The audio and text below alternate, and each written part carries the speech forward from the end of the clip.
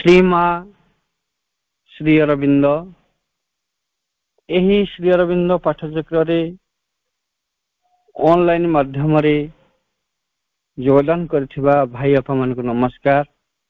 आज आलोच्य विषय मृत्यु पर आमे केउठिकी जाऊ, मृत्यु पर आमे केउठिकी जाऊ एही प्रसंग रे आलोचना करबा निमंते कोरापुट जिला दामनजोड़ी बीजी अपा सस्मिता मिश्र को मु अनुरोध करुछि।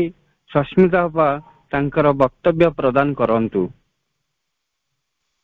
करुणामयी माँ परम प्रभु श्री अरविंद पाद पद्म मोर प्रणाम एवं श्री अरविंद पाठचक्र ऑनलाइन माध्यम रे योगदान करथिबा अंशग्रहण करथिबा समस्त दिव्य अभिप्स अपा भाई को प्रणाम। आज आलोचनार विषयटी रही जहाँकि एक प्रश्न थिला मृत्यु पर आमे केउठी जाऊ। आमे देखिछे आम परिवार रे समाज भितरे विभिन्न व्यक्तिंकर जेतेबेले मृत्यु हुए एवं से मृत्यु परवर्ती अनेक किछि क्रियाकर्म मध्य तांको सहित समापन करा जाए। काहेकि ना परवर्ती जीवनटी मृत्यु परे से मनुष्यटी जोठी जाउछि ताहा जेमि सुगम हबो, सुंदर हबो, से भल जगह रे रहिबो कहबा को समस्ते चाहती से स्वर्ग रे रुहंतु, केही नरक रे रहिबा पई चाहंतिनी। तेणु स्वर्ग नरक एई सबति पाई मध्य अनेक व्यवस्था, नरक रे केमती लोकटी न पड़ू से कथा चाहे एवं अन्य माने मध्य एई कथा को चाहंती। स्वर्ग जीवा पई समस्ते इच्छा भी करिथांती। एमती भाबरे मृत्यु परे जणे स्वर्ग को जाउची कि नरक को जाउची कि कुआडे जाउची से कथा जे मृत्युवरण करूची सी जानी पारुनी। आउ जो माने बंचीचे तांको भितरे प्रश्नटी सबु बेले उठुची एवं तार उत्तर आमे पाइबा को चेष्टा करिबा माँ परम प्रभु को लेखा माध्यम रु। वास्तव रे कौन हुए मृत्यु परे सत्ताटी मनुष्यटी जाए कोठी की मृत्यु घटुची कहार एई जे मनुष्यटी आमे देखुचे प्रत्येक बार गोटे मनुष्य मृत्युवरण करुचे पुणी जानूचे जे जन्म मृत्युर चक्र चली। जने व्यक्ति मृत्युवरण करुची तेणे आउ गोटे व्यक्ति नुआ करे जन्म होची एमती भाव जीवन चली। एवं एथुरु आमे भी जानिलेनी गीतारे मध्य पढ़ीचे प्रभु श्री अरविंद माँ समस्ते से कथा को लिखिछंती जे बारंबार एई आत्मा ही जन्म लाभ करुछंती, नूतन शरीर धारण करुछंती। से मृत्युवरण करू नाहंती, तांकर मृत्यु नाही, से अमर एवं से अजात, से अनादि अनंत। तेणु तांकर मृत्यु नाही, से बारंबार किंतु नूतन शरीर धारण करुछंती। गोटे शरीर त्याग करुछंती आ गोटे नूतन शरीर धारण करुछंती। जेमती गीतारे आमे पढ़ीचे 2य अध्याय 22 नंबर श्लोकटी आमे समस्तंकर ता निश्चित भाव मुखस्थ हो जाइथिबो। वासांसि जिन्नानि यथा विहाय सेई श्लोकटी वर्तमान सेई अनुसार आमे जानिले जे पुराना शरीर को त्याग कर देकी पोशाक बदलेला भलिया आत्मा आ गोटे नूतन शरीर धारण करछंती। एवं जेतेबेले ए आत्मा गोटे नूतन शरीर धारण करी एठी जन्म नेबा को आसुछंती कोन होउची सेतेबेले सेविंद कहउछंती the soul takes bath each time and each time and mind life and body are formed out of the materials of universal nature according to the soul's past evolution and its need for the future. जते थर एई आत्माटी जन्म नेउछंती नूतन शरीर धारण करूछंती सेते थर से गोटे मन प्राण एवं शरीर धारण करिकरी आसुछंती। ମନଟି ମନ ଜଗତରୁ ଆସୁଛି, ପ୍ରାଣ ପ୍ରାଣ ଜଗତରୁ ଆସୁଛି ଏବଂ ଶରୀରଟି ଏଇ ଜଡ ଜଗତରୁ ପିତାମାତାଙ୍କର ସହାୟତାରେ ପ୍ରସ୍ତୁତ ହଉଛି। ତାପରେ ଯେତେବେଳେ କିଛି କାଳ ସେ ବଞ୍ଚୁଛନ୍ତି, ପୁଣି ଜୀବନ ଧାରଣ କଲା ପରେ ପୁଣି ଶରୀର ତ୍ୟାଗ କରିକି ଯାଉଛନ୍ତି, ପୁରୁଣା ହେଇଯାଉଛି, ଶରୀର କ୍ଷୟ ପ୍ରାପ୍ତ ହଉଛି, ରୋଗ ବାର୍ଦ୍ଧକ୍ୟ ଦ୍ଵାରା ନଷ୍ଟ ହେଇ ମୃତ୍ୟୁବରଣ କରୁଛି, ଶରୀରଟିକୁ ସେ ପରିତ୍ୟାଗ କରିଦଉଛନ୍ତି। ସେତେବେଳେ ଏଇ ଶରୀରଟି ଯୋଉଠି ଥିଲା, ଯୋଉ ମଣିଷଟି ଏଇଠି ଥିଲା, ସିଏ ଯାଉଛି କୁଆଡେ?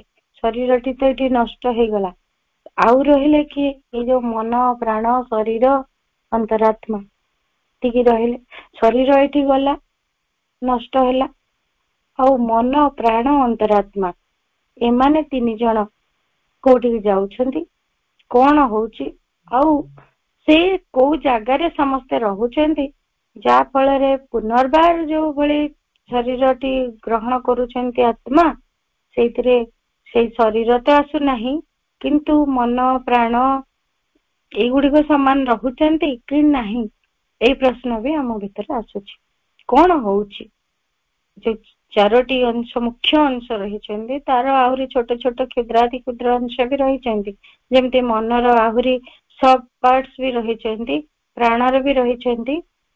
ତଥାପି ମୂଳ ଜିନିଷ ଆମେ ଜାଣିଲେ ମନଟିଏ, ପ୍ରାଣଟିଏ, ଶରୀରଟିଏ ଏବଂ ଅନ୍ତରାତ୍ମା ଏତିକି ଅଛନ୍ତି। ଏଇ ବିବର୍ତ୍ତନ ଧାରାରେ ଆମେ ଜାଣିଛେ ଯେ ଏଇ ଅନ୍ତରାତ୍ମାଟି ଜୀବନର ଗତି ଧାରା ଭିତରୁ ଅନେକ ଅନୁଭୂତି ସଂଗ୍ରହ କରୁଛନ୍ତି ଏବଂ ତାଙ୍କ ଚତୁଃପାର୍ଶ୍ବରେ ଚୈତ୍ୟ ସତ୍ତା ଅଭିବୃଦ୍ଧି ଲାଭ କରୁଛନ୍ତି। ଏଇ ଅଭିବୃଦ୍ଧି ଲାଭ କରିବା ନେଇ ବିବର୍ତ୍ତନ ଧାରାରେ ତାଙ୍କର ବିକାଶ ହଉଛି, ଚୈତ୍ୟ ସତ୍ତା ବିକଶିତ ହଉଛନ୍ତି। ତେଣୁ କ୍ରମେ କ୍ରମେ ନିଶ୍ଚିତ ଭାବରେ ଏଇ ଚୈତ୍ୟ ସତ୍ତା ପୂର୍ଣ୍ଣ ବିକଶିତ ସ୍ତରକୁ ଯିବେ, ଏମିତି ଅବସ୍ଥା ମଧ୍ୟ ରହିଛି।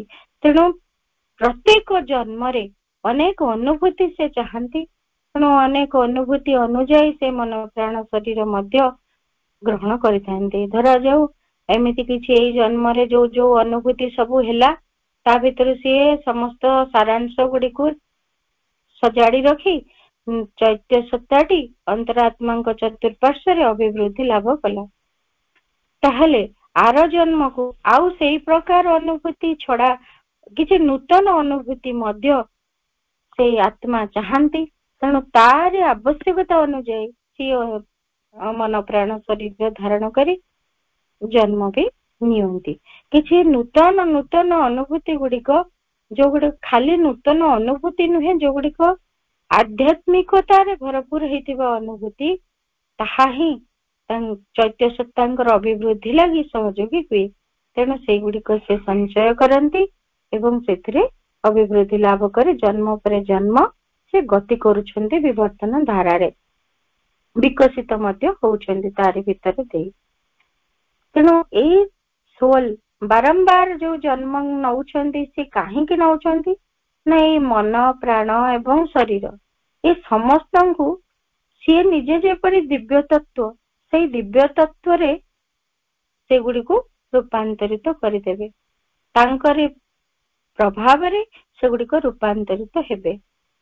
ତେଣୁ ଯେତେ ପର୍ଯ୍ୟନ୍ତ ଏଇ କାର୍ଯ୍ୟର ପରିସମାପ୍ତି ନ ହେଇଛି, ମନ ପ୍ରାଣ ଶରୀର ଦିବ୍ୟ ତତ୍ଵରେ ରୂପାନ୍ତରିତ ନ ହେଇଛନ୍ତି, ସେତେ ପର୍ଯ୍ୟନ୍ତ ସେ ଏଇ କ୍ରିୟା ଜାରି ରଖିବେ।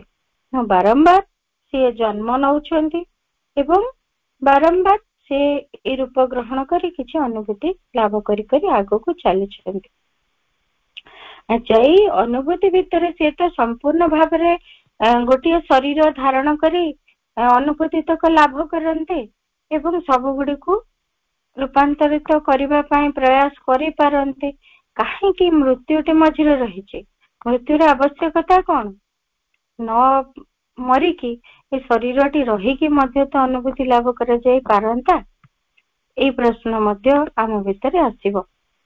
ଶ୍ରୀ ଅରବିନ୍ଦ କହୁଛନ୍ତି, death is there because the being and the body is not yet developed enough to go on growing in the same body without the need of change, and the body itself is not sufficiently conscious ଏ ଯାବତ୍ ଯୋଉ ଶରୀର ଆସି ପହଞ୍ଚିଛି, ଯୋଉ ପର୍ଯ୍ୟାୟରେ ଶରୀରର ବିକାଶ ହଉଛି, ଯୋଉ ଭଳି ତାହା ଯୋଉ ଚେତନାର ସ୍ତରରେ ଶରୀର ଚେତନା ପହଞ୍ଚିଛି, ଏପର୍ଯ୍ୟନ୍ତ ଏତିକି ବିକାଶ ତା ଭିତରେ ସମ୍ଭବ ହେଇପାରି ନାହିଁ ଯେ ଗୋଟିଏ ଶରୀର ଭିତରେ ତାର ବିନା ପରିବର୍ତ୍ତନରେ ଯଥା ସମ୍ଭବ ଅଗ୍ରଗତି ହେଇପାରୁନାହିଁ। ତେଣୁ ଶରୀରଟି ଯୋଉ ଜଡ ପଦାର୍ଥରେ ତିଆରି ହେଇଛି ତାହା ଏପର୍ଯ୍ୟନ୍ତ ଚିରସ୍ଥାୟୀ ହେଇପାରି ନାହିଁ। ତେଣୁ ତାର ଏଇ ଚିରସ୍ଥାୟିତ୍ଵ ନଥିବା ଯୋଗୁ ତା ଭିତରେ ଚେତନା ମଧ୍ୟ ଯଥାର୍ଥ ପରିମାଣରେ ସଂଗୃହୀତ ହେଇନଥିବାରୁ ତାହା କ୍ଷୟପ୍ରାପ୍ତ ହେଉଛି ଏବଂ ମୃତ୍ୟୁବରଣ କରୁଛି। ଧୀରେ ଧୀରେ ଯେତେବେଳେ ଏଇ ମନ, ପ୍ରାଣ, ଶରୀର ଏଇଗୁଡିକ ଯେତିକି ସଚେତନ ହୋଇ ଉଠିବେ, ଅର୍ଥାତ୍ ଚେତନାଯୁକ୍ତ ହୋଇ ଉଠିବେ, ଧୀରେ ଧୀରେ ଏଇ ମୂଳ ସତ୍ତା ଆତ୍ମାଙ୍କ ଚତୁଃପାର୍ଶ୍ଵରେ ନିଜକୁ ସଂଗଠିତ କରିବେ। ଧୀରେ ଧୀରେ ତାଙ୍କ ଭିତରେ ମଧ୍ୟ ସେଇ ଦିବ୍ୟ ରୂପାନ୍ତର ସମ୍ଭବ ହବ, ପରିବର୍ତ୍ତନ ସମ୍ଭବ ହବ, ଯାହା ଫଳରେ ସେତେବେଳେ ଆଉ ଏ ମୃତ୍ୟୁର ଆବଶ୍ୟକତା ରହିବ ନାହିଁ। ତେଣୁ ଏପର୍ଯ୍ୟନ୍ତ ସେଇ ସ୍ତର ନ ଆସିଥିବାରୁ ମୃତ୍ୟୁ ହଉଛି ଏବଂ ଶରୀରଟି ବଦଳୁଛି। ମନ, ପ୍ରାଣ ସେମାନେ ମଧ୍ୟ ବଦଳୁଛନ୍ତି କି ନାହିଁ ଦେଖିବା। ଯେତେବେଳେ ମୃତ୍ୟୁ ହଉଛି ସେତେବେଳେ ଶ୍ରୀ ଅରବିନ୍ଦ କହୁଛନ୍ତି at the time of death the being goes out of the body through the head। ମୁଣ୍ଡ ଭିତର ଦେଇ, ମୁଣ୍ଡ ବାଟ ଦେଇ ସତ୍ତାଟି ଚାଲିଯାଏ ବାହାରକୁ। ବାହାରକୁ ଗଲା ପରେ ତାପରେ କଣ ହଉଛି, ଯେତେବେଳେ ସୋଲଟି ଚାଲି ଯାଉଛି ଆମ ଭିତରୁ, ତାପରେ କଣ ହଉଛି? ସୋଲଟି ବାହାରକୁ ଯେ ପଳେଇଗଲେ ସବୁ କିଛି ଏଠି ହେଇଗଲା, ମୃତ୍ୟୁର କାର୍ଯ୍ୟ ସମାପ୍ତ, ତାହା ବି ନୁହେଁ। ମା ତାକୁ ମଧ୍ୟ ସୁନ୍ଦର ଭାବରେ ବୁଝେଇକି କହୁଛନ୍ତି, ଯେତେବେଳେ ମଣିଷଟିର ମୃତ୍ୟୁ ହେଇଯାଉଛି ସେତେବେଳେ ସାଙ୍ଗେ ସାଙ୍ଗେ ତାର ଶରୀରଟିର ଚେତନାଟି ଚାଲି ଯାଇ ନଥାଏ। ତେଣୁ ମା ସବୁବେଳେ କହୁଛନ୍ତି ଯେତେବେଳେ ମଣିଷ ମାନଙ୍କୁ କ୍ରିମେସନ ଗ୍ରାଉଣ୍ଡ କୁ ନିଆ ହଉଛି ସେଥିରେ ଆମେ ତରବର ହବା ନାହିଁ। ଫାଷ୍ଟ କଥା ଯେ କୋଉଠିକି ଯିବ, ଆମେ କୋଉଠିକି ଯିବୁ ତା ଉପରେ ଏଇ ସବୁ କଥା ବହୁତ ଭାବରେ ନିର୍ଭର କରୁଛି।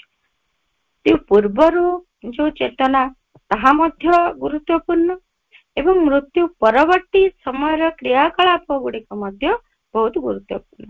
ମୃତ୍ୟୁ ପରବର୍ତ୍ତୀ କଥା ଗୁଡିକ ଏହା ପରେ ଆମେ ଜାଣିବା। ବର୍ତ୍ତମାନ ଦେଖିବା, ଯେତେବେଳେ ମୃତ୍ୟୁ ହେଇଯାଉଛି ତରବରିଆ ଭାବରେ ଯେତେବେଳେ ମୃତ୍ୟୁ ହେଇଗଲା, ଲୋକଟିକୁ ନେଇଯାଏ, ମଶାଣିକୁ ନେଇଯାଆନ୍ତି ବା କବର ଦବା ପାଇଁ, ପୋତି ଦବା ପାଇଁ ତାଙ୍କୁ ନେଇ ନିଆଯାଏ, ପୋଡି ଦବାକୁ ବା ପୋତିବାକୁ ତରବର ହେଇଯାଆନ୍ତି। କିନ୍ତୁ ସେ ତାହା ଉଚିତ ନୁହେଁ। କାହିଁକି? ସବୁ ସମୟ ଯଦି ଶରୀରଟି ନିସ୍ତବ୍ଧ ନୀରବ ହେଇଯାଇଛି ଏବଂ ତାହା ମୃତ ବୋଲି ଜଣା ପଡି ଯାଇଛି, ତେବେ ମଧ୍ୟ 7 ଦିନ ପର୍ଯ୍ୟନ୍ତ ବଡି କନସିୟସନେସ ଟା ସେଇ ପାଖରେ ବି ରହେ। ତାହାର ମାନେ ଶରୀର ଚେତନାଟି ନଷ୍ଟ ହେଇନଥାଏ। ଶରୀର, ସ୍ଥୂଳ ଶରୀର ଏବଂ ସ୍ଥୂଳ ଶରୀରର ଚେତନା, ଏ ଦୁଇଟି ଭିନ୍ନ ଜିନିଷ। ଶରୀରଟି ଆମେ ଯାହା ଦେଖୁଛେ ଏବଂ ତା ଭିତରେ ଯୋଉ କୁହାଯାଏ ଅଂଶ, ଯିଏ କି ଚେତନା ଅଂଶଟି, ଯିଏ ସଚେତନ ହେଇ ରହିଛି, ଯିଏ ସଜାଗ ହେଇ ରହିଛି, ଯିଏ ତା ଭିତରେ ଜୀବନ୍ତ ହେଇକି ଅଛି। ମା କହୁଛନ୍ତି your form has a spirit which persists for 7 days after your death. The doctors have declared that you are dead, but the spirit of your form lives, and not only does it live, but it is conscious in most of the cases. ବହୁତ କ୍ଷେତ୍ରରେ ଏହା ବି ହୁଏ ଯେ ମୃତ୍ୟୁବରଣ କରିଦେଲା ଲୋକଟି ଏବଂ doctor declare କରିଦେଲେ ଏଟା ଡେଥ୍ ହେଇଯାଇଛି, ଶରୀର ମୃତ୍ୟୁବରଣ କରିଛି, ତେବେ ବି ଶରୀର ଚେତନା ମୃତ୍ୟୁ ପରବର୍ତ୍ତୀ 7 ଦିନ ପର୍ଯ୍ୟନ୍ତ ବି ରହିପାରେ। ଏହା ମାନେ ନୁହେଁ ସବୁ କ୍ଷେତ୍ରରେ 7 ଦିନ ଯାଏଁ ରହୁଛି। ପ୍ରାୟତଃ ଅଧିକାଂଶ କ୍ଷେତ୍ରରେ ଏହା ହୁଏ। persist for 7 days after your death। ତେଣୁ ତରବରିଆ ଭାବରେ ନେଇକରି ଜଣକୁ ପୋଡିଦବା କରିଦବା ତାହା ମା ସବୁବେଳେ ବାରଣ କରୁଛନ୍ତି। ଟିକେ ଅପେକ୍ଷା କରିବାକୁ ହବ, ଯାହା ଫଳରେ ସେ ଶରୀର ଚେତନାଟି ମଧ୍ୟ ଯଥାର୍ଥ ଜାଗାକୁ ଯାଇପାରିବ। ମା କହୁଛନ୍ତି ଏମିତି ମୁଁ ଗୋଟେ କେସ୍ ଦେଖିଥିଲି, ଯୋଉଠିକି ତାକୁ ନେଇକରି ପୋଡିବାକୁ ଯାଇଛନ୍ତି ମଶାଣିକୁ, ଏବଂ ସେଠି ଯେତେବେଳେ ଝଡ ବାତ୍ୟା ବର୍ଷା ହେଇଯାଇଛି ସେତେବେଳେ ତାକୁ କଣ କଲେ ସେଇଠି ଶୁଆଇ ଦେଇ ଆସିଲେ, କହିଲେ କି ଏଇଠି ଥାଉ, କାଲିକୁ ଆମେ ଆକୁ ପୋଡିବା। ତା ପରଦିନ ଗଲା ବେଳକୁ ସେ ସେଠି ଆଉ ନାହିଁ, ସେ ଉଠିକି ଚାଲି ଯାଇଛି ଏବଂ ସେଇ ଶରୀର ଚେତନା ଭିତରକୁ ବେଳେ ବେଳେ ସେ ଫେରି ଆସିଛି। ଏମିତି ବି ହୁଏ, ଫେରି ଆସିଛି ଏବଂ ସନ୍ନ୍ୟାସୀ ମାନେ ତାକୁ ନେଇ ଯାଇଛନ୍ତି। ସନ୍ନ୍ୟାସୀ ମାନେ ନେଇଛନ୍ତି 30 years ପରେ, ସେ ଜଣେ ରାଜା ଥିଲେ ଏବଂ 30 years ପରେ ସେ ଫେରି ଆସିକି ସମସ୍ତ ପ୍ରମାଣ ଦଉଛନ୍ତି ଯେ ମୁଁ ଏଇଠି ଏମିତି ଭାବରେ ରାଜା ଥିଲି। ଅତି କ୍ଷୁଦ୍ରାତି କ୍ଷୁଦ୍ର ଘଟଣା ମଧ୍ୟ ସେ ପ୍ରମାଣ ସ୍ୱରୂପ ବର୍ଣ୍ଣନା କରୁଛନ୍ତି। ଏମିତି ଭାବରେ ସେ ତାଙ୍କର ପୋଜିସନ କୁ ଅଧିକାର କରିବା ପାଇଁ ପୁଣି ଡିମାଣ୍ଡ ବି କରୁଛନ୍ତି। ଏମିତି ବି ହେଇପାରେ, ମା ଉଦାହରଣ ଦେଇକି କହୁଛନ୍ତି। ତେଣୁ ସବୁବେଳେ ତତ୍ପର ହେଇକରି କୌଣସି ମୃତ ଶରୀରକୁ ନଷ୍ଟ କରିଦେବା ପାଇଁ ଅଯଥା ବହୁତ ତରବର ହବାନି। ତା ମାନେ ନୁହେଁ ଯେ ଆମେ ସବୁ କ୍ଷେତ୍ରରେ 7 ଦିନ ଅପେକ୍ଷା କରିବା, କିନ୍ତୁ ଅତି ତରବରିଆ ଭାବରେ ଯିବାନି। ମା କହୁଛନ୍ତି ଯେ ସେଇ ଯୋଉ ଶରୀରର ଚେତନାଟି ଥାଏ, ସେ ଦେଖୁଥାଏ ଯେ କୋଉମାନେ ଦୁଃଖୀ ହଉଛନ୍ତି ତା ପାଖରେ, କେମିତି ସେମାନେ କାନ୍ଦୁଛନ୍ତି ବା ଦୁଃଖ କରୁଛନ୍ତି, ଆଉ କେତେ ଜଣ ମଧ୍ୟ ଆନନ୍ଦରେ ଉଲ୍ଲସିତ ହେଇଯାଉଛନ୍ତି ତା ମୃତ୍ୟୁ ପରେ ପରେ। ଏମିତି ଭାବରେ ସେ ନିରୀକ୍ଷଣ ବି କରୁଥାଏ। କେତେବେଳେ ସେଇ ସବୁ କଥା ଗୁଡାକୁ ଏତେ ଡିଟେଲରେ ସେ ଦେଖୁଥାଏ, କିନ୍ତୁ କିଛି କରିପାରେନି। ଯେହେତୁ ଶରୀରଟି ଏଠି ଡେଡ୍ ହେଇଯାଇଛି, କନସିୟସନେସ୍ ଟି କେବଳ ସେଠି ଅଛି, ସେ ତାକୁ ଦେଖୁଥାଏ। ତେଣୁ ଯେତେବେଳେ କ୍ରିମେଟ୍ କରା ହୁଏ ମଧ୍ୟ ସେତେବେଳେ ସେ କଣ ହୁଏ ନା ଅଦ୍ଭୁତ ବିଭିନ୍ନ ପ୍ରକାର ଭଙ୍ଗୀ ବି ତା ଭିତରେ ଦେଖାଦିଏ। କେତେବେଳେ କଣ ହେଇଥାଏ, ଲୋକମାନେ କୁହନ୍ତି ଯେ ଏଗୁଡା ସବୁ ନ୍ୟାଚୁରାଲ ଆଉ ଏଗୁଡାକ ହଉଛି ମେକାନିକାଲ। ଗୋଟେ ବଡିଟା ଯେତେବେଳେ ଦାହ କରାହଉଛି ସେ ମେକାନିକାଲି ଏସବୁ କେତେ ଗୁଡା ଜିନିଷ ହବ ବୋଲି କହିଥାନ୍ତି। ମା କହୁଛନ୍ତି କନସିୟସନେସ୍ ଟା ଥାଏ, ତେଣୁ କରି ଏମିତି ହେଇଥାଏ। ତେଣୁ ସବୁବେଳେ ତରବର ନ ହେଇକି କିଛି ସମୟ ଆମକୁ ଅପେକ୍ଷା କରିବାକୁ ହବ, ତା ପାଖରେ ପ୍ରାର୍ଥନା କରିବାକୁ ହବ, ଯାହା ଫଳରେ ଯଥାର୍ଥ ସ୍ଥାନ ସେ ପ୍ରାପ୍ତ ହେଇପାରିବ। ଆଉ ସେଇ ସମୟରେ ଆମେ ସମସ୍ତେ ଯୋଉମାନେ ଅଛେ ସେଇ ପାଖରେ, ମୃତ ବ୍ୟକ୍ତିଟି ପାଖରେ, with sufficient goodwill, ଯଥାର୍ଥ ଶୁଭେଚ୍ଛା ସହିତ, ଯଥେଷ୍ଟ ଶୁଭେଚ୍ଛାର ସହିତ ଆମକୁ ସେଇଠି ରହିବାକୁ ପଡିବ। ପ୍ରାର୍ଥନା, ଯଥେଷ୍ଟ ଶୁଭେଚ୍ଛା, ଏମିତି ସମସ୍ତ ଉଚ୍ଚତର କଥା ଗୁଡିକୁ ଯଦି ଆମେ ଧରି ରଖୁ, ତାହେଲେ ଯିଏ ମୃତ ବ୍ୟକ୍ତିଟି ତା ପାଇଁ ଏହା ଅଧିକ ସାହାଯ୍ୟକାରୀ ହବ। ତାହେଲେ ଆଉ ଗୋଟିଏ କଥା, ମରିବାର ପୂର୍ବ ଅବସ୍ଥାଟି ମଧ୍ୟ ଭାରି ଗୁରୁତ୍ୱପୂର୍ଣ୍ଣ, ଯାହା ଯେମିତି ଗୀତାରେ ମଧ୍ୟ ସେଇ କଥା କୁହାଯାଇଛି। ପ୍ରଭୁ ଶ୍ରୀ ଅରବିନ୍ଦ ବି ଏଇ କଥାକୁ ସୁନ୍ଦର ଭାବରେ ବୁଝେଇ ଦେଇଛନ୍ତି ଯେ ମୃତ୍ୟୁ ପୂର୍ବବର୍ତ୍ତୀ ଚେତନାଟି ଭାରି ଗୁରୁତ୍ୱପୂର୍ଣ୍ଣ। ତାପରେ ସେଇଠି ହିଁ ମୁଖ୍ୟତଃ ନିର୍ଦ୍ଧାରଣ କରେ ଯେ ଆମେ କୋଉଠିକି ଯାଉଛୁ। ଯେମିତି ଆମେ ଶୁଣିଛେ ଅଜାମିଳ ଯେତେବେଳେ ମୃତ୍ୟୁ ପୂର୍ବରୁ ଭଗବାନଙ୍କ ନାମ ନେଇଥିଲା, ସେ ସ୍ୱର୍ଗକୁ ପଳେଇଲା, ବୈକୁଣ୍ଠ ପ୍ରାପ୍ତି ହେଲା। ଆମେ ଏଇ କଥା ଜାଣିଛେ। କେମିତି ଏମିତି ସମ୍ଭବ ହେଲା? ତା ପୁଅର ନାମଟି ନେଇକରି ସେ ଭଗବାନଙ୍କୁ ନାରାୟଣ ବୋଲି ଡାକିଛି ଏବଂ ସେଇ ଦିଗରେ ସେ ପଳେଇ ଯାଇଛି। ଏଇ କଥାଟି ଭାରି ଗୁରୁତ୍ୱପୂର୍ଣ୍ଣ ଆମକୁ ବୁଝିବାକୁ ହବ ଯେ ସେଇ ସମୟରେ ସିଏ ନାରାୟଣ ଡାକି ପାରିବାଟି ମଧ୍ୟ ଅଭ୍ୟାସର କଥା। ତେଣୁ ମୃତ୍ୟୁ ପୂର୍ବବର୍ତ୍ତୀ ଯୋଉ ପ୍ରସ୍ତୁତି, ଯେତେବେଳେ ଜଣେ ମୃତ୍ୟୁ ପାଖାପାଖି ହେଲାଣି, ସେ ଜାଣିପାରୁଛି ଯେ I am going to die, ମୁଁ ମରିବାକୁ ଯାଉଛି, ସେଇ ପୂର୍ବବର୍ତ୍ତୀ ସମୟରୁ ହିଁ ସେ ନିଜ ଭିତରେ ଅନେକ ପ୍ରସ୍ତୁତି କରିନେବା ଦରକାର। ନିରନ୍ତର ବା ଜୀବନ ସାରା, ଯେମିତି ମା କହୁଛନ୍ତି ସେଇ ସମୟରେ ମନେ ପଡିବନି ଭଗବାନଙ୍କ ନାଁ ନବାକୁ। ସେ ଅଜାମିଳ ଡାକି ପାରିଲା କେମିତି ନାରାୟଣ? ନା ତା ଛୋଟ ଛୁଆଟି କୁ ସେ ବହୁତ ଭଲ ପାଉଥିଲା, ପିଲାଟି ଦିନରୁ ତାର ନାମକୁ ସେ ବେଶୀ ଉଚ୍ଚାରଣ କରୁଥିଲା। ଯେହେତୁ ନାରାୟଣ ନାମଟି ସେ ବାରମ୍ବାର ଉଚ୍ଚାରଣ କରିଛି, ତେଣୁ ମୃତ୍ୟୁ ବେଳକୁ ତା ପାଟିରେ ସେଇ ନାରାୟଣ ନାମଟି ଆସିଲା। ଆମ ଭିତରେ ସେଇ ଅଭ୍ୟାସଟି ଯଦି ନଥାଏ, ନାମ ଜପ ଭଗବାନଙ୍କୁ ସ୍ମରଣ କରିବା, ଏସବୁ ଯଦି ଅଭ୍ୟାସ ନଥାଏ, ମୃତ୍ୟୁ ପୂର୍ବବର୍ତ୍ତୀ ଯୋଉ ଚେତନା ସ୍ତର ତା ଭାରି, ଯୋଉ ସନ୍ଧିକ୍ଷଣ, ମୃତ୍ୟୁର ସନ୍ଧିକ୍ଷଣଟି ଭାରି ଗୁରୁତ୍ୱପୂର୍ଣ୍ଣ ସମୟ। ଏଇ ସମୟରେ ଆମେ ଯଦି ପ୍ରାଣିକ କାମନା ବାସନା ଭିତରେ ବୁଡି ରହୁ, ବା ଆମେ ଅନେକ କିଛି ମାନସିକ ପରିକଳ୍ପନା ଯାହା ଅତୃପ୍ତ ଅପୂର୍ଣ୍ଣ ହେଇକି ରହିଗଲା ସେଗୁଡିକରେ ମନେ ରଖି ଭାସି ଛାଉ, ବା ଶରୀରର ଯନ୍ତ୍ରଣାକୁ ଗୁରୁତ୍ୱ ଦେଇକି ସେତେବେଳେ ଛଟପଟ ହବାର ଶାରୀରିକ ଚେତନାରେ ଥାଉ, ତାହା ଆମକୁ କଦାପି ଗୋଟିଏ ଉଚ୍ଚତର ଅବସ୍ଥା ବା କହିବାକୁ ଗଲେ ସ୍ୱର୍ଗମୟ ସ୍ଥିତି ଭିତରକୁ ନେଇଯିବ ନାହିଁ। ଆମକୁ ଚେଷ୍ଟା କରିବାକୁ ହବ ସମଗ୍ର ଜୀବନ ପ୍ରତି ମୁହୂର୍ତ୍ତରେ ଭଗବାନଙ୍କର ନାମ ନେଇ ଶିଖିବା, ତାଙ୍କୁ ଡାକିବା, ତାଙ୍କୁ ମନେ ପକେଇବା, ପ୍ରତି ମୁହୂର୍ତ୍ତରେ ତାଙ୍କରେ ଲାଗି ଜୀବନ ବଞ୍ଚିବା। ଏହି ଅଭ୍ୟାସ ଯଦି ରହେ, ତେବେ ମୃତ୍ୟୁର ସନ୍ଧିକ୍ଷଣରେ ମଧ୍ୟ ତାହା ଆମଠାରେ ଉଜ୍ଜୀବିତ ହେଇକି ରହିବ ଏବଂ ଆମକୁ ସିଏ ସେଇ ସ୍ୱର୍ଗ ଆଡକୁ ନେଇଯାଇ ପାରିବ।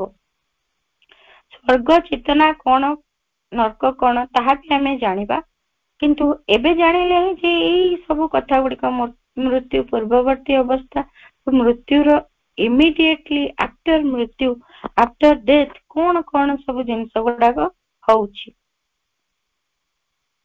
ମା ଆହୁରି ଭାବରେ ବୁଝଉଛନ୍ତି, ଆମ ଭିତରେ ଏଇ ଯୋଉ ଗୋଟିଏ ଅବସ୍ଥାର କଥା ଆମେ କହିଲେ, ମୃତ୍ୟୁର ସନ୍ଧିକ୍ଷଣରେ କୋଉ ଭଳି ଚେତନା, ତାହା ବହୁତ ଗୁରୁତ୍ୱପୂର୍ଣ୍ଣ ବୋଲି। ସେଇ ଚେତନାଟି କେମିତି ପ୍ରସ୍ତୁତ ହଉଛି ଏବଂ ତାହା ନେଇ ଆମେ ମୃତ୍ୟୁ ପରେ କୋଉଠିକି ଯାଉଛେ। ମା କହୁଛନ୍ତି, we have within us many states of being and each state of being has its own life। ଆମ ଭିତରେ ଚେତନାର ବା ସତ୍ତାର ଅନେକ ସ୍ତର ରହିଛି ଏବଂ ଅନେକ ଭାଗ ଭାଗ ହେଇକି ରହିଛି। ସେ ପ୍ରତ୍ୟେକଟି ଭାଗ ନିଜ ନିଜ ଜୀବନ ମଧ୍ୟ ତାର ରହିଛି। ଏଇଠି ଏକାଠି କରିକି ଶରୀର ଭିତରେ ସବୁ ଭାଗ ଗୁଡିକ ରଖାଯାଇଛି। ଶରୀରଟିଏ ଅଛି, ମନଟିଏ ଅଛି, ପ୍ରାଣଟିଏ ଅଛି, ଆତ୍ମାଟିଏ ବା ଚୈତ୍ୟ ସତ୍ତାଟିଏ ଆମ ଭିତରେ ଅଛି। ଯଦି ଆମର ଭୌତିକ ସତ୍ତାଟି ଯିଏ ରହିଛି, ସେମିତି ଯଦି ସବୁବେଳେ ଆମେ ଭୌତିକ ଚେତନାରେ ବାସ କରୁଛୁ, ଧରାଯାଉ ଆମେ ଏମିତି ଗୋଟେ ଶାରୀରିକ ଚେତନାଟିରେ ରହୁଛୁ ଯେ ସବୁବେଳେ ଶରୀରର ଯୋଉ ଇଚ୍ଛା ଗୁଡିକୁ ଗୁରୁତ୍ୱ ଦେଇକି ଜୀବନ ବଞ୍ଚୁଛୁ, ଶରୀରର ଆଳସ୍ୟ, ଜଡତା, ପରିବର୍ତ୍ତନ ବିମୁଖତା, ଏଇଗୁଡିକ ଆମ ଜୀବନରେ ମୁଖ୍ୟ ହେଇକି ରହିଛି। ଆମେ କୌଣସି ପରିବର୍ତ୍ତନ ଚାହୁଁନୁ, ଅଳସୁଆ ପ୍ରକୃତିର ଜଡତାକୁ ଧରି ରଖିଛୁ, କର୍ମ ବିମୁଖ ହେଇକି ରହିଛୁ। ଏମିତି ଯଦି ଜୀବନ ବଞ୍ଚୁଛୁ, ଇଏ ମୁଖ୍ୟତଃ ଏଇ ଶରୀର ସତ୍ତାର ଜୀବନ ଏବଂ ଡୋମିନେଟ କରିଛି ଆମର ଶାରୀରିକ ଅଂଶଟି, ତାହା ଆମେ ଜାଣିବା। ସେମିତି ଆମେ ଯଦି ଗୋଟିଏ ବାସନା, ଉଗ୍ର ଇଚ୍ଛା, ଆବେଗ ଗୁଡିକ ନେଇକି ଜୀବନ ବଞ୍ଚିବାରେ ଲାଗିଛୁ, ତାହେଲେ ଆମ ଜୀବନରେ ଡୋମିନେଟ କରୁଛି ଆମର ପ୍ରାଣିକ ସତ୍ତା, ଆମର ପ୍ରାଣ ସତ୍ତା। ଅର୍ଥାତ୍ ଆମେ ସବୁବେଳେ ଗୋଟେ କାମନା ବାସନା ପଛରେ ଗୋଡେଇଛୁ। ମତେ ଏଇଟା ଦରକାର, ମତେ ସେଇଟା ଦରକାର, ମୋ ଜୀବନରେ ଅର୍ଥ ଦରକାର, ମୋ ଜୀବନରେ ବଡ ଘର ଦରକାର, ମୋର ପ୍ରତିପତ୍ତି ଦରକାର, କ୍ଷମତା ଦରକାର, ଅଧିକାର ସାବ୍ୟସ୍ତ କରିବା ଦରକାର। ମତେ ଏତେ ସବୁ ଅହଂ ସ୍ୱାର୍ଥକୁ ନେଇକି ଜୀବନ ବଞ୍ଚିବା ଯଦି ଗୁରୁତ୍ୱପୂର୍ଣ୍ଣ ହେଇକି ରହିଛି, ତାହେଲେ ଜାଣିବା ଆମ ଜୀବନରେ ପ୍ରାଣ ସତ୍ତାଟିର ପ୍ରଭାବ ବିସ୍ତାର ହେଇଛି। ଆଉ ମଧ୍ୟ ହୁଏ, ଯଦି ଆମେ କିଛି ସବୁବେଳେ ଚିନ୍ତାଶୀଳ ବ୍ୟକ୍ତି, ସବୁ କିଛି ମନନ ଚିନ୍ତନ କରିବାରେ ବେଶୀ ବ୍ୟସ୍ତ ରହୁଛୁ, ସେଇ ମାନସିକ ଗତିବୃତ୍ତି ଗୁଡିକ ଆମ ଭିତରେ ଅଧିକ, ତାହେଲେ ଜାଣିବା ମାନସିକ ସତ୍ତାଟି ଆମ ଉପରେ ଆଧିପତ୍ୟ ବିସ୍ତାର କରିଛି। ଏଇଭଳି ଭାବରେ ଜଣଙ୍କର ଜୀବନ ଏଇଗୁଡିକୁ ନେଇକିରି ମୁଖ୍ୟତଃ ଗୋଟିଏ ଗୋଟିଏ ପ୍ରକାର ଜୀବନ ହେଇପାରେ। ଅର୍ଥାତ୍ କିଏ ପ୍ରାଣିକ ଜୀବନ ବଞ୍ଚୁଛି, କିଏ ଭୌତିକ ଜୀବନ ବଞ୍ଚୁଛି, ବା କିଏ ମାନସିକ ଜୀବନ ଅଧିକ ପରିମାଣରେ ବଞ୍ଚୁଛି। ବା ଏମିତି ବି ହେଇପାରେ ଜୀବନର ପ୍ରତି ଦିନରେ, ପ୍ରତି ସମୟରେ ଏଇଗୁଡିକର ସ୍ଥିତି ମଧ୍ୟ ବଦଳୁଥାଏ। କେବେ ଆଜି ପ୍ରାଣିକ ସ୍ଥିତିରେ ଅଛି, କାଲି ମାନସିକ ସ୍ଥିତିରେ ବି ରହିପାରେ, ବା ପରଦିନ ଭୌତିକ ସତ୍ତା ବି ମୋ ଉପରେ ଆଧିପତ୍ୟ ବିସ୍ତାର କରିପାରେ, ତାର ପ୍ରଭାବ ଅଧିକ ରହିପାରେ। ଏମିତି ଭାବରେ ଯଦି ଆମେ ବଞ୍ଚୁଛୁ, ଯେ ଏଇ ତିନୋଟି ଯାକ ଭିତରୁ ଯେକୌଣସି ଯୋଉଟିରେ ବି ବଞ୍ଚୁ ନା କାହିଁକି, ଆମେ ସବୁବେଳେ ଏମିତି ଗୋଟେ ସୀମିତତା ଭିତରେ ରହିବୁ, ମୃତ୍ୟୁ ପରେ ଆମେ ପ୍ରାୟତଃ ସେଇଭଳି ଗୋଟିଏ ଚେତନା ସ୍ତରରେ ଲାଖି ରହିବୁ କିଛି କାଳ ପାଇଁ। କାରଣ ଏଇ ଗୋଟିଏ କଥା ରହିଛି ଯେ ମୃତ୍ୟୁ ପରେ ପରେ ଯେତେବେଳେ ଅନ୍ତରାତ୍ମା ଯାଉଛନ୍ତି ଏଇ ଶରୀର ଜଗତରେ ଶରୀରଟି ରହିଯିବ, ତାପରେ ପ୍ରାଣ ଜଗତରେ ପ୍ରାଣଟିକୁ ସେ ଛାଡିବେ, ମନ ଜଗତରେ ମନଟି ରହିବ ଏବଂ ତାପରେ ଚୈତ୍ୟ ଜଗତକୁ ଚୈତ୍ୟ ସତ୍ତା ଫେରିଯିବେ। ଏଇ କଥା ରହିଛି। ଏଇଭଳି କ୍ରମରେ ସେ ଯିବେ। ଏଇଥିରୁ ଯୋଉ ସତ୍ତାଟି ଆମ ପାଇଁ ଜୀବନରେ ମୁଖ୍ୟ ହେଇକି ରହିଛି ସେଇ ସତ୍ତାର ସେଇ ଜଗତଟିରେ ହିଁ ବିଳମ୍ବ ହବ ଯିବା ପାଇଁ, ଏମିତି ଭାବରେ ଘଟେ। ତେଣୁ ଚୈତ୍ୟ ସତ୍ତା ତାଙ୍କର ସେଇ ଆନନ୍ଦମୟ ରାଜ୍ୟକୁ ଯିବା ଲାଗି ତାଙ୍କର ବିଳମ୍ବ ଘଟିବ କେବଳ ଏଇ ସତ୍ତା ଗୁଡିକ ନିଜ ନିଜ ଜାଗାରେ ବାନ୍ଧି ହେଇକି ରହିଯିବାକୁ ଚାହିଁବେ। କାହିଁକି ନା ତାଙ୍କର ଯୋଉ ବାସନା ଗୁଡିକ, ତାଙ୍କର ଯୋଉ ଇଚ୍ଛା ଗୁଡିକ, ସେଗୁଡିକର ପୂରଣ ପାଇଁ ସେମାନେ ଚେଷ୍ଟା କରିବେ। କିନ୍ତୁ ଆହୁରି ଗୋଟିଏ କଥା ମଧ୍ୟ ରହିଛି, ଆମେ ଯଦି ସାଧାରଣ ଭାବରେ ଜୀବନ ବଞ୍ଚୁଛୁ ତାହେଲେ ଏଇ କଥା ଗୁଡିକ ଆମ ପାଇଁ ହବ। ଯଦି ଯୋଗ ମାର୍ଗରେ ଯାଉଛୁ ଏବଂ ସଚେତନ ଭାବରେ, ଯଥେଷ୍ଟ ସଚେତନ ଭାବରେ ଜୀବନ ବଞ୍ଚୁଛୁ, ତାହେଲେ ଆମ ପାଇଁ ଏହା ଭିନ୍ନ ପ୍ରକାର ହବ। ଯଦି ଯୋଗ ମାର୍ଗରେ ଯାଉଛୁ, ମା କହୁଛନ୍ତି only if you are a very advanced yogi and have been able to unify your being around the divine center do these beings remain bound together। ଅର୍ଥାତ୍ ଯେତେବେଳେ ଆମେ ସାଧାରଣ ଜୀବନରେ ରହିଛୁ ଏବଂ ଯୋଗ ମାର୍ଗର ପ୍ରାରମ୍ଭିକ ଅବସ୍ଥା ଗୁଡିକରେ ମଧ୍ୟ ଅନେକ ଅଗ୍ରଗତି ପର୍ଯ୍ୟନ୍ତ ମଧ୍ୟ ଏଇଟା ହେଇଥାଏ, ଯେତେବେଳେ ଆଡଭାନ୍ସ ଷ୍ଟେଜ କୁ ଯିବୁ, ଅତି ଅଗ୍ରଣୀ ଯୋଗୀ ଜଣେ ହେବୁ, ସେତେବେଳେ ଯାଇକି ଏମିତି ହବ ଯେ ଆମର ଚୈତ୍ୟ କେନ୍ଦ୍ରରେ ସବୁ ସତ୍ତା ଗୁଡିକ ଅଭିନିବେଶିତ ହେବେ, ସବୁ ଗୁଡିକ ଏକତ୍ର ହୋଇପାରିବାର ଅଭ୍ୟାସ ରହିଥିବ ଜୀବନ ସାରା। ତେବେ ଯାଇ ସେଇଗୁଡିକର ଚେତନାକୁ ଧାରଣ କରି ଚୈତ୍ୟ ଚେତନା ତାଙ୍କ ଜାଗାକୁ ଯାଇପାରିବେ।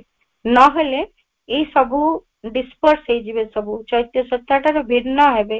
ଏଇ ଶରୀର ଗଲା, ମନ ତା ଜାଗାକୁ ଯିବ, ପ୍ରାଣ ତା ଜାଗାକୁ ଯିବ। ସବୁ କ୍ଷେତ୍ରରେ କେବଳ ଅତି ଉଚ୍ଚତର ଯୋଗୀ ଚେତନାର ସ୍ତରରେ ଏଇ କଥା ସମ୍ଭବ ହବ ଯେ ସେ ସବୁ ଗୁଡିକୁ ନେଇକି ଯିବେ। ନହେଲେ ସବୁ ଏଇଠି ଯିଏ ଯାହା ଜଗତରେ ରହିବେ, ଏଇପରି ହୁଏ।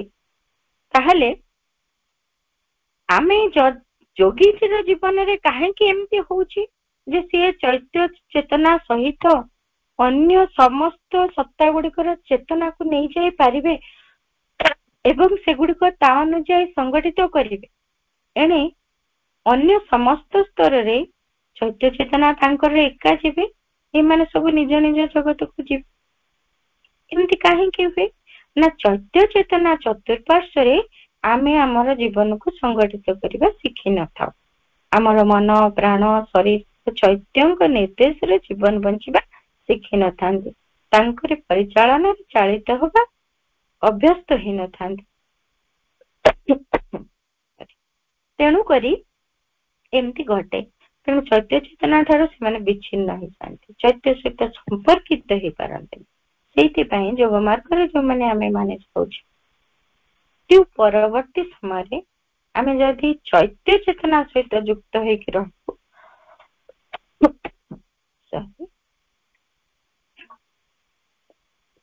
ତାହେଲେ ସେଇ ଦିବ୍ୟ ଚେତନାର ସ୍ତରରେ ଆମେ ରହିପାରିବୁ। ତେଣୁକରି ଏଇ ପ୍ରୟାସ କରାଯିବ ଯୋଗ ସାଧନାରେ ଯେ ଆମେ ଚୈତ୍ୟ ଚେତନା ସହିତ ଯୁକ୍ତ ହେଇକି ସମଗ୍ର ଜୀବନ ବଞ୍ଚିବାର ପ୍ରୟାସ କରିବା। ତେବେ ଯାଇ ଜୀବନର ପରବର୍ତ୍ତୀ ପର୍ଯ୍ୟାୟ, ମୃତ୍ୟୁର ପରବର୍ତ୍ତୀ ସମୟରେ ଏଇ ସବୁ ସତ୍ତା ଗୁଡିକ ଗୋଟି ଗୋଟି କରି ଚୈତ୍ୟର ପ୍ରଭାବରେ ପ୍ରଭାବିତ ହେଇ ଦିବ୍ୟ ଚେତନାକୁ ଲାଭ କରିବେ। ତାହେଲେ ଆମର ଯଦି ଚେତନାଟି ଏଇଭଳି ଯୁକ୍ତ ହବ, ତେବେ ଯାଇ ସିନା ଏକଥା ସମ୍ଭବ ହବ। ଆମେ ଏଣେ ଭାବୁଛୁ ଜଣେ ବ୍ୟକ୍ତି ଯେ ମୃତ୍ୟୁବରଣ କରୁଛି, ସିଏ ଆମେ କହୁଛୁ ସେ ସ୍ୱର୍ଗକୁ ପଳେଇଲା, ବା ଏଇଭଳି କାର୍ଯ୍ୟ କରିଥିବା ଲୋକଟିଏ ନର୍କକୁ ଗଲା ମୃତ୍ୟୁ ପରେ ପରେ। ସେ କୋଉଠିକି ତାହେଲେ ଯିବ?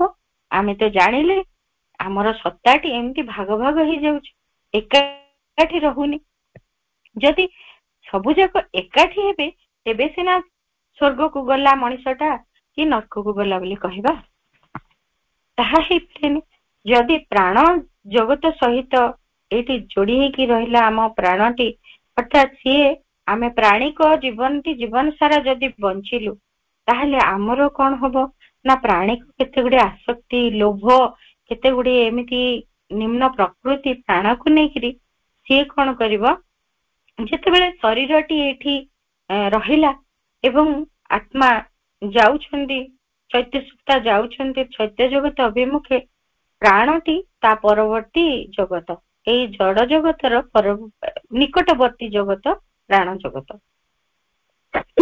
ସେଇଠି ପ୍ରାଣ ସତ୍ତାଟି ଯାଇ ରହି ମିଶିଯିବ। କାହିଁକି ନା ସେ ଚୈତ୍ୟଙ୍କ ସହିତ ସଂଗଠିତ ହବା ଶିଖି ନାହିଁ, ତେଣୁ ସେ ଯାଇକି ତା ଜଗତରେ ମିଳେଇଯିବ। କିନ୍ତୁ ତା ପୂର୍ବରୁ ଏଇ ଯୋଉ ଆସକ୍ତି ଗୁଡିକ ରହିଛି, ଏଗୁଡିକ ଚୈତ୍ୟ ସହିତ ମିଳିତ ହେଇ ଜୀବନ ବଞ୍ଚିବାଟି ନ ଶିଖିବା ଯୋଗୁ ସେଇ ଆସକ୍ତି, ଲୋଭ, ଅନେକ କିଛି କୃପଣ ପଣିଆ, ଧନ ସମ୍ପତ୍ତିରେ ଆସକ୍ତି, ଏମିତି କେତେ ଗୁଡେ ଜିନିଷ ରହିଯାଏ ଯୋଉଗୁଡାକ ପାଇଁ ସେ ପ୍ରାଣ ସତ୍ତାଟି ଏଇ ଜଗତରେ ଘୁରି ବୁଲେ। ସେ ଯାଏନି ଯାଇକି ସେଠି ମିଳିତ ହେଇଯିବା ପାଇଁ, ତାହା କେମିତି ଏଇଠି ଇମିଡିଏଟଲି ପୂରଣ କରିବ ସେଇଥିପାଇଁ ସେ ଖୋଜି ବୁଲେ। ସେ କଣ କରେ, ଶରୀରଟିରୁ ଯେତେବେଳେ ପ୍ରାଣ ସତ୍ତାଟି ବାହାରି ଯାଉଛି, ସିଏ ଆଉ ତା ପ୍ରାଣ ଜଗତ ଆଡକୁ ଯିବାକୁ ଚେଷ୍ଟା ନ କରି ଏଇ ଜଗତରେ ସେଇଠି ମୃତ୍ୟୁର କିଛି ସମୟ ପରେ ମୁହୂର୍ତ୍ତ ଗୁଡିକରେ ସେ ଖୋଜେ କାହା ଭିତରେ ପ୍ରବେଶ କରିବ ଏବଂ ତାର ଯେତକ କାମନା ବାସନା ଚରିତାର୍ଥ କରିବ। ସେଇଥିଲାଗି ସେ କଣ କରେ, କେତେବେଳେ ଯଦି କିଛି ଧନ ସମ୍ପତ୍ତି ଉପରେ ଲୋଭ ରହିଛି, ସାଧାରଣତଃ ସାପ ଭିତରେ ପ୍ରବେଶ କରିଯାଏ, ଖାଦ୍ୟ ଲାଳସା ରହିଛି ଘୁଷୁରୀ ଭିତରେ ପ୍ରବେଶ କରିଯାଏ, ବା କୌଣସି କୁକୁର ଭିତରେ ପ୍ରବେଶ କରେ, ଧନ ସମ୍ପତ୍ତି ଧର ଯଦି କାମ ବାସନା ରହିଛି ଏମିତି ଭାବରେ ପ୍ରବେଶ କରେ। କିଛି ମଣିଷଙ୍କ ଭିତରେ ବି ପ୍ରବେଶ କରିକି ସେ ସେଇ ସମୟରେ ତାକୁ ଆକ୍ରାନ୍ତ କରି କିଛି କାର୍ଯ୍ୟ ହାସଲ, ନିଜର କାମନା ବାସନା ପୂରଣ ପାଇଁ ତାହା ମଧ୍ୟ ଚେଷ୍ଟା କରେ। ତାହେଲେ ଆମ ସତ୍ତାର ଗୋଟିଏ ଭାଗ ଏମିତି ଭାବରେ ବୁଲିଲାଣି। ଆମେ ତ ସେମିତି କେତେବେଳେ ସ୍ୱର୍ଗକୁ ଗଲେ ତାହେଲେ ଏମିତି ଗୋଟେ ଦୁରବସ୍ଥା ଭିତରେ ଆମ ସତ୍ତାର ଅଂଶଟିଏ ଘୁରି ବୁଲିଲାଣି, ଏମିତି ଅବସ୍ଥା ହୁଏ। ତେଣେ ଆଉ ଗୋଟିଏ କଥା ମଧ୍ୟ ତା ଭିତରେ ସମ୍ଭବ ହୁଏ ଯେ ଏଇଥିପାଇଁ ସାଧାରଣତଃ କରାଯାଏ ଯୋଉ ଶ୍ରାଦ୍ଧ, କିଛି ତା ପାଇଁ କ୍ରିୟା କରାଯାଏ, ଯୋଉ ମୃତ୍ୟୁ ପରବର୍ତ୍ତୀ କ୍ରିୟା ଗୁଡିକ ଏଗୁଡିକ ରଖାଯାଇଥାଏ, କାରଣ ତାର ଏଇ ଅତୃପ୍ତ ପ୍ରାଣଟି ତୃପ୍ତି ଲାଭ କରିବ। ତାର ପ୍ରିୟ ଜିନିଷ ଗୁଡିଏ ତାକୁ ଦିଆଯାଏ, ତାକୁ ଭଲ ଲାଗିଲା ଭଳି କିଛି ବସ୍ତୁ ଅର୍ପଣ କରାଯାଏ, ଖାଦ୍ୟ ହଉ, ଯେକୌଣସି ବସ୍ତ୍ର ହଉ, କୌଣସି ପାର୍ଥିବ ବସ୍ତୁ, ଯେକୌଣସି ଜିନିଷ, କାଳେ ସେଥିରେ ତାର ଲୋଭ ଅଛି ତାହା ସେ ନେଇକି ତୃପ୍ତ ହେଇକି ଚାଲିଯିବ, ଏଇଭଳି ବ୍ୟବସ୍ଥା ମଧ୍ୟ କରାଯାଇଥାଏ। ତଥାପି ବିଳମ୍ବ ହୁଏ, ଏଇଠି ଏଇ ପ୍ରାଣ ସତ୍ତାଟି ଯାଏ ନାହିଁ। ତେଣୁକରି ଏହା ଗୋଟେ ଏମିତି ପ୍ରତିବନ୍ଧକ ଯାହା ଚୈତ୍ୟ ସତ୍ତାର ଗତିପଥରେ ମଧ୍ୟ ଅବରୋଧ ସୃଷ୍ଟି କରେ। କାରଣ ଇଏ ଏଭଳି ଭାବରେ ଏ ଜଗତ ସହିତ ଆସକ୍ତ ହେଇକି ରହିଛି, ସେତେବେଳେ ଚୈତ୍ୟ ସତ୍ତାକୁ ପୂର୍ଣ୍ଣ ମାତ୍ରାରେ ଗୋଟିଏ ସ୍ୱତନ୍ତ୍ର ମିଳିପାରେ ନାହିଁ ଯିବା ଲାଗି। ସେ ମଧ୍ୟ ଅପେକ୍ଷା କରି ପାରନ୍ତି ତା ପାଇଁ। କାହିଁକି ନା ଏଇ ଯୋଉ ସତ୍ତାଟିକୁ ତାର ଜଗତରେ ସେ ଛାଡିଦେବେ, ଯାହା ଫଳରେ କଣ ହବ, ସିଏ ଯାଇକି ସେଠି ମିଶିଯିବ। ସେ କିଛି ସମୟ ପରେ ଯଦି ଏହା ଚାଲିଗଲା, ପ୍ରାଣ ସତ୍ତାଟି ପ୍ରାଣ ଜଗତରେ କିଛି ସମୟ ସେଠି ରହିବ। ଆମର ଯୋଉ ପ୍ରାଣ ସତ୍ତାଟି ବ୍ୟକ୍ତିଗତ ଭାବରେ ଆମର ଯୋଉ ପ୍ରାଣ ସତ୍ତା, ସେ କିଛି ସମୟ ପାଇଁ ପ୍ରାଣ ଜଗତରେ ଯାଇ ଯଦି ପହଞ୍ଚିଗଲା, ଏଇଠୁ ମୁକ୍ତ ହେଇକିରି ଚାଲିଗଲା ଏବଂ ଚୈତ୍ୟ ସତ୍ତାଙ୍କ ଠାରୁ ସିଏ ଯାଇ ପ୍ରାଣ ଜଗତ ଭିତରେ ପ୍ରବେଶ କରିଯିବ ଏବଂ ସେଠି କିଛି ସମୟ ପରେ तार जो शीतटी से जो भाइटाल शीतटा अर्थात प्राणी को आवरणटी मिलई जीव एवं से प्राण जगत भितर पूरा मिंची जीव मिलई जीव तारी भितर से लीन हो जीव अर्थात सबुठी से मिश्रित हो जीव सेठी स्वतंत्र प्राण सत्ता बोली हमर आ किछि रहइबो नाही से चलीगला किंतु ए क्षेत्र रे जानिबा जदि जीवन काल भितरे आम जीवन रे प्राणटी शिखी थाए चैत्य सत्ता सहित संगठित हो रहिबा लागि तेबे से कौन करिवो सेठी आउ मिले जीव नाही स्वतंत्र गोटे प्राण सत्ता है प्राण जगत रे से रहिथिबो से समग्र प्राण जगत रे विलीन हो जीवनी तार निजस्व सत्ताटी को से स्वतंत्र आइडेंटिटी देके रखी परिबो जहा को कि परवर्ती जन्म रे से विकसित चैत्य सत्ता पुनर्बार आनी भी पारिबे कारण जदि मन प्राण शरीर चैत्य सत्तांग चतुर्पार्श्व रे रही निजको विकसित करबा शिखिले तेबे चैत्यंकर मध्य विकास हो जिवो एवं से विकसित चैत्य सत्ता हो जिवे एवं सेतेबेले से बाछि पारिबे एई जो मन एई जो प्राण जे कि तांको चतुर्पार्श्व संगठित होइचंती से माने एई जगत रे विलीन हो जिवे नाही तांको सहित पुनर्बार एठी को आसी पारिबे आ गोटे जन्म रे मध्य से मन सत्ता से प्राण सत्ताटी को से आनी पारिबे ताहा होची विकसित चैत्य सत्तांग क्षेत्र रे संभव एवं जीवन सारा जो मन एवं प्राण सत्ता तांकरी प्रेरणा रे तांकरी परिचालन रे जीवन बंचिथिबे तांको क्षेत्र रे संभव अन्यथा एक कथा संभव नुहे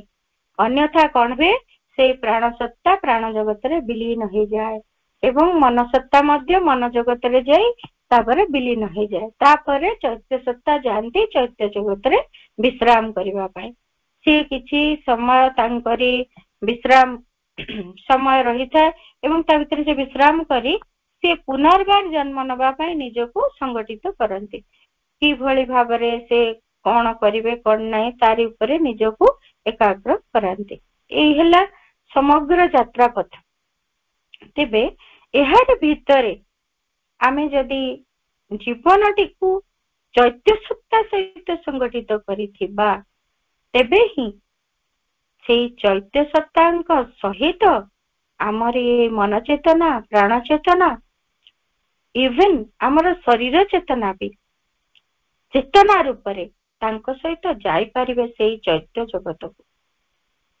शरीर चेतना बहुत परवर्ती पर्याय रे से कथा संभव हुए किंतु मन चेतना प्राण चेतना ए माने चैत्य जगत को मध्य तांको सहित जाई पारंती जदि जीवन सारा इवेन एमती लगी पारे जे केतेक व्यक्ति केतेक साधक जन्म जन्म साधना फल एई प्रकार चैत्य सत्तार अधिकारी हेई थांते जहा द्वारा तांको सहित मन चेतना एवं से प्राण चेतना चैत्य जगत को जाई सेठी विश्राम करे और जो चैत्य जगत की होची शांति आनंद एवं निरंतर आनंदर गोटे जगत जोठी की से जगत टी को आमे स्वर्गलोक बोली कहि पारु बोली मां कहउछन्ती कारण से जगत टे एमिति एते ऊर्ध्वतर प्रशांति ऊर्ध्वतर आनंद र जगत सेठी एते तैज्य रहिछि अभिवृद्धिशील ज्ञान रहिछि ताहा ही तो स्वर्ग से स्वर्गमय चेतना रे सेतेबेले आमे वास करि पारिबु सेतेबेले आमे कहि पारिबु जे आमे स्वर्ग को जाउछु सेठी चैत्य सत्ताटी सहित युक्त होइकि रहिथिबो हमर चेतना सेतिकी विषय सेही विषय मध्य से सचेतन हेई पारिबो से मन चेतना से प्राण चेतना चैत्य चेतना सहित सचेतन हेई पारिबे से माने कोठी वास करूचंती केमिति आनंदर जगत केमिति शांतिर जगत भितर से माने वास करूचंती एवं सेठी से माने अनुभव करि पारिबे मरणहीनता कोन सेठी इमोर्टालिटी कोन से माने सुंदर भाव रे अनुभव करि पारिबे से चेतना सेतबेले आमरी ही चेतना कारण सेठी रहिले आमरी चैत्य आमरी प्राण आमरी मन त माने आमे सेठी स्वर्ग चेतना रे रहिछि अमरत्वर अनुभव करि परछे कारण चैत्य जगत ही अमरत्वर जगत कारण चैत्य केबे मृत्युवरण करंती नाही ସିଏ ଚିରକାଳ ରହିଛନ୍ତି। ତେଣୁ ସେଇ ଅମରତ୍ୱର ଅନୁଭୂତି ସେତେବେଳେ ଆମକୁ ହବ। ଆମେ ଜାଣିପାରିବୁ ଯେ ଆମେ ସ୍ୱର୍ଗରେ ବାସ କରୁଛୁ। ଆମେ ଭାବିଛୁ ଯେମିତି ସ୍ୱର୍ଗ ମାନେ ସେଇଠି ସବୁ ଦେବତା ମାନେ ଥିବେ, ସେଇଠି ସବୁ ଏମିତି ଅପ୍ସରା ମାନଙ୍କର ନୃତ୍ୟ ହଉଥିବ। ସେଇ କଥା ନୁହେଁ, ସେଇଠି ଦେବ ଚେତନା ନିଶ୍ଚିତ ଭାବରେ ରହିଥିବ। ତାହା ହିଁ ସ୍ୱର୍ଗ। କାରଣ ସେଇଠି ଚୈତ୍ୟ ଜଗତ, ଚୈତ୍ୟ ସତ୍ତାର ଜଗତ, ତାହା ତ ନିଶ୍ଚିତ ଭାବରେ ଦିବ୍ୟ ଚେତନାରେ ଭରପୁର, ଦିବ୍ୟ ଆନନ୍ଦରେ ଭରପୁର। ସେଇ ଅନୁଭୂତି ଆମର ସେତେବେଳେ ହେଇପାରିବ ଯେ ଏଇଠି ହଉଛି ସ୍ୱର୍ଗ। କିନ୍ତୁ ଆଉ ଗୋଟିଏ ସ୍ଥଳରେ ଯଦି ଆମେ ଭାବୁ ଜୀବନଟା ସାରା ଏମିତି ପ୍ରାଣିକ କାମନା ବାସନା ଭିତରେ ବିତେଇଛୁ, ତାହେଲେ ଏମିତି ଭାବରେ ଆମର ଯୋଉ ପ୍ରାଣ ଚେତନା ଘୁରି ବୁଲୁଛି, କାମନା ବାସନାର ପୂରଣ ପାଇଁ ଅତୃପ୍ତ ହୋଇ ଘୁରି ବୁଲୁଛି, କୌଣସି ବାସନା ପୂରଣ ହଉନି, କଷ୍ଟ ହଉଛି, ଯନ୍ତ୍ରଣା ପାଉଛି ଏବଂ ମୃତ୍ୟୁ ପରେ ଶରୀରର ସାହାରା ମଧ୍ୟ ସେ ହରେଇ ଦେଇଛି। ଶରୀରଟା ଏମିତି ଗୋଟେ ଦୁର୍ଗ ଯିଏ କି ସାହାଯ୍ୟ କରେ, ସବୁକୁ ପ୍ରୋଟେକ୍ସନ ଦିଏ, ସେ ଶରୀରର ସାହାରା ମଧ୍ୟ ସେ ହରେଇ ଦେଇଛି। ଶରୀରର ଯୋଉ ପ୍ରୋଟେକ୍ସନ ଟି ମଧ୍ୟ ସେ ହରେଇ ଦେଇଛି। ସିଏ କହିବାକୁ ଗଲେ ସେଠି ଭୂତ ହେଇକି ବୁଲୁଛି।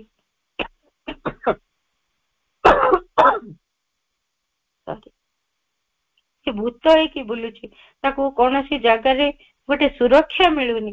ଶରୀରର ସୁରକ୍ଷା ଭିତରେ ଥିଲା ବେଳେ ସେ ଅନେକ କିଛି କଥା କରିପାରୁଥିଲା ନିଜ ଇଚ୍ଛା ଅନୁଯାୟୀ। ବର୍ତ୍ତମାନ ସେ ଇଚ୍ଛା କରୁଛି କିନ୍ତୁ ସବୁ କଥା ତାର ପୂରଣ କରିପାରୁନି, ସେଥିପାଇଁ ଚେଷ୍ଟା କରିପାରୁନି, କ୍ଷତ ବିକ୍ଷତ ହଉଛି।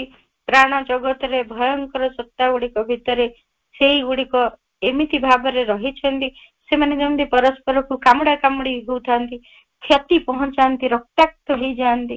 ଏଇଭଳି ଭୟଙ୍କର ସ୍ଥିତିରେ ଯାଇକି ପଡିଥାଏ। ଆମରି ଅଂଶଟି ଏଇଭଳି କଲବଲ ହଉଥାଏ। ସେତେବେଳେ ଆମେ ଜାଣିବା ଯେ ଆମେ ନର୍କରେ ପଡିଛୁ।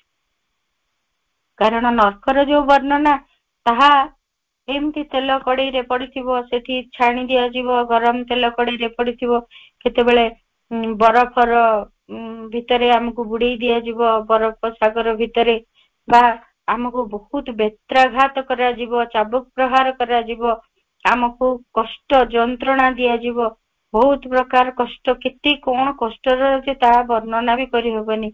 ଭୟଙ୍କର କଷ୍ଟ, ନର୍କ ଯନ୍ତ୍ରଣା।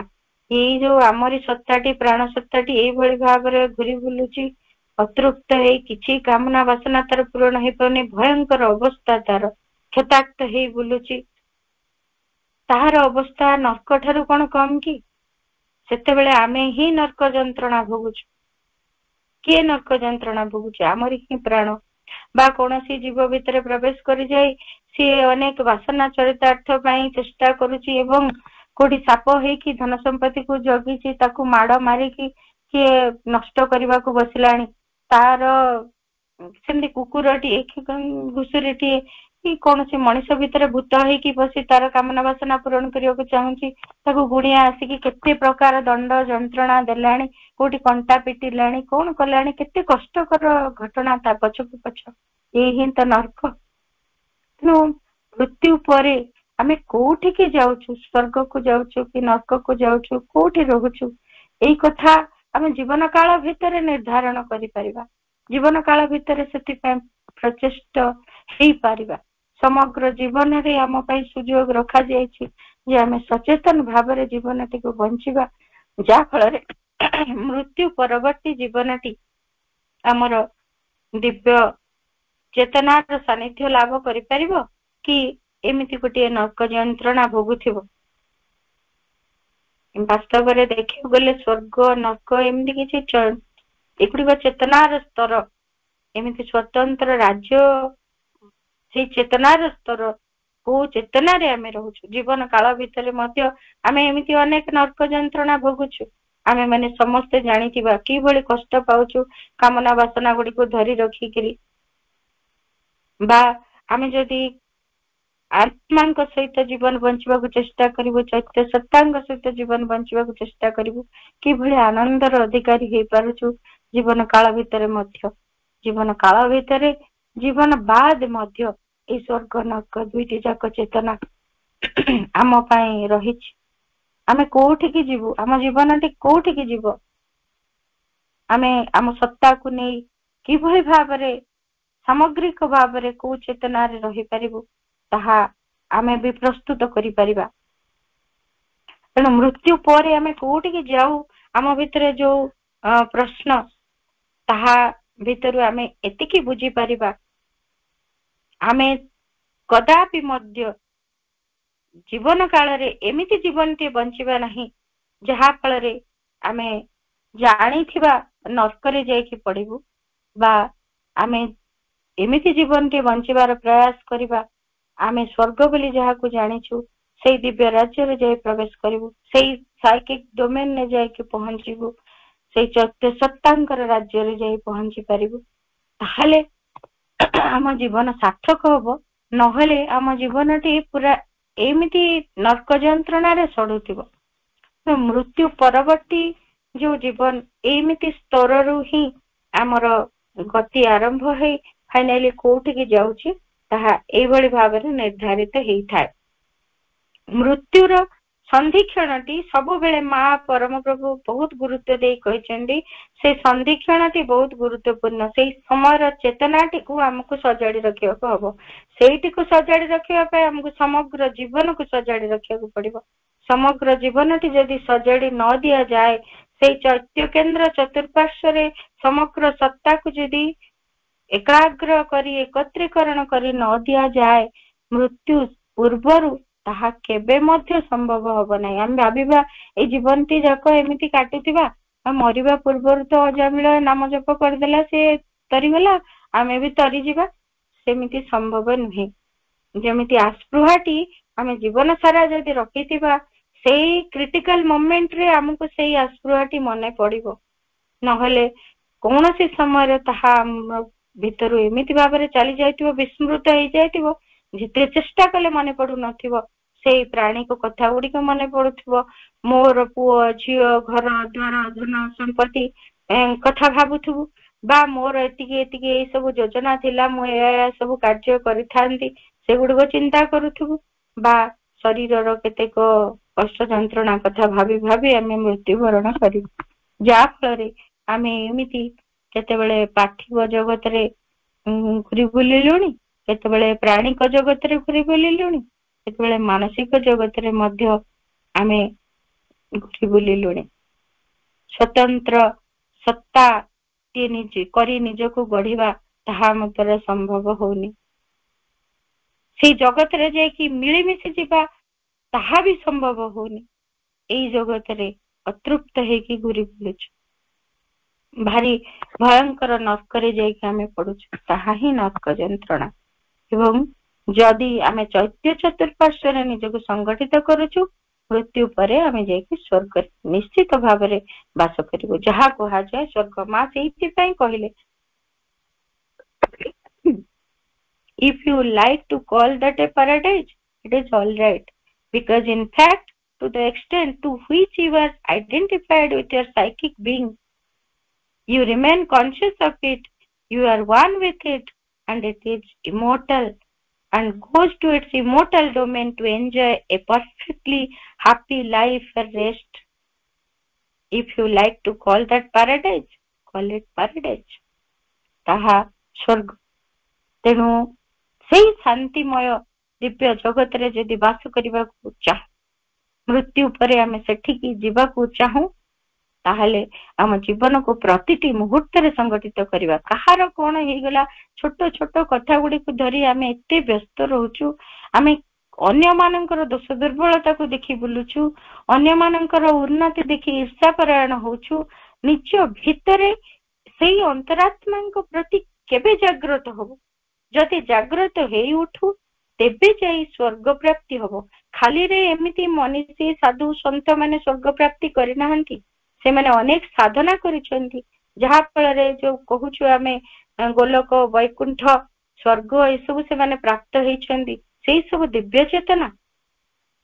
ଏବଂ ସେତେବେଳେ ହିଁ ଆମର ଚୈତ୍ୟ ପୂର୍ଣ୍ଣ ବିକଶିତ ସ୍ତରରେ ଯାଇ ପହଞ୍ଚିବେ, ଯେତେବେଳେ କି ସେ କୋଉ ଜନ୍ମ ନେବେ, କେମିତି ଜନ୍ମ ନେବେ, କୋଉ ଶରୀର ଧାରଣ କରିବେ, କୋଉ ଦେଶରେ ଜନ୍ମ ନେବେ, ତାହା ମଧ୍ୟ ସେ ନିର୍ଦ୍ଧାରଣ କରିପାରିବେ। ଏବଂ ସେ ସବୁ ପାଇଁ ତାଙ୍କର ଫ୍ରିଡମ ତାଙ୍କୁ ମିଳିବ, ତା ପୂର୍ବରୁ କଦାପି ସେ ବି କରିପାରିବେ ନାହିଁ। ତାହେଲେ ସ୍ୱର୍ଗ ଚେତନା, ସେଇ ସ୍ୱତନ୍ତ୍ର ଚେତନା, ସେଇ ମୁକ୍ତ ଚେତନା, ସେଇ ଚେତନାକୁ ଆମକୁ ପାଇବାକୁ ହବ ଜୀବନ କାଳ ଭିତରେ। ସେଥିଲାଗି ଆମକୁ ଚେଷ୍ଟା କରିବାକୁ ହବ। ତାହା ହିଁ ଜୀବନରେ ସାଧନା, ତାହା ହିଁ ଆମ ଜୀବନର ଯୋଗ ଯାତ୍ରା। ତାହାପରେ ହିଁ ଆମର ଯୋଉ ପରବର୍ତ୍ତୀ ଜୀବନ ସୁରକ୍ଷିତ। ନହେଲେ ଆମ ପରବର୍ତ୍ତୀ ଜୀବନ କଦାପି ସୁରକ୍ଷିତ ହେଇପାରିବ ନାହିଁ। କାରଣ ତାଙ୍କର ଯିଏ ଗାଇଡ, ଆମର ଯିଏ ଗାଇଡ, ତାଙ୍କ ସହିତ ଆମେ ତାଙ୍କରି ହାତ ଧରି ଚାଲିବା ଶିଖିବୁ ଏଇ ଜୀବନ କାଳ ଭିତରେ, ତେବେ ଯାଇ ମୃତ୍ୟୁ ପରେ ସେ ହିଁ ଆମକୁ ହାତ ଧରି ନେଇଯିବେ ତାଙ୍କରି ଧାମ।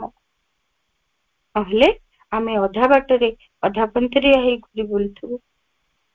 ସେ ଦିବ୍ୟ ଶାନ୍ତି ଆନନ୍ଦ ଆମକୁ ମୃତ୍ୟୁ ପରେ ମଧ୍ୟ ପ୍ରାପ୍ତ ହେଉ। ମୃତ୍ୟୁ ପରବର୍ତ୍ତୀ ଜୀବନଟି ସେଇ ସ୍ୱର୍ଗ ଧାମରେ ହିଁ ବ୍ୟତୀତ ହଉ, ତାହା ହିଁ ପ୍ରାର୍ଥନା କରିବା ସହିତ ଆସ୍ପୃହା କରିବା। ପ୍ରତିଟି ମୁହୂର୍ତ୍ତ ଆମ ଜୀବନର କିଭଳି ଭାବରେ ସେଇ ଚୈତ୍ୟ ସତ୍ତାଙ୍କ ସହିତ ସଂଗଠିତ ହଉ, ତାଙ୍କରି ପରିଚାଳନାରେ ପରିଚାଳିତ ହଉ, ତାଙ୍କରି ଦିବ୍ୟ ଚେତନା ଭିତରକୁ ପ୍ରବେଶ କରୁ ମୃତ୍ୟୁ ପରେ ମଧ୍ୟ। ସମସ୍ତଙ୍କୁ ଧନ୍ୟବାଦ, ମାଙ୍କ ନିକଟରେ ଅଶେଷ କୃତଜ୍ଞତା। ବନ୍ଦେ ମାତରମ୍। ବର୍ତ୍ତମାନ 1 ମିନିଟ୍ ମାଙ୍କ ନାମ ଜପ କରିବା ସହିତ ଆଜିର ଶ୍ରୀ ଅରବିନ୍ଦ ପାଠଚକ୍ରକୁ ସମାପ୍ତ କରିବା।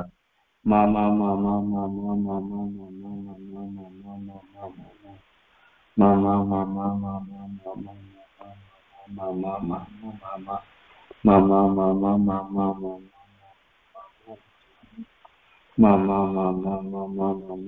ମା ମା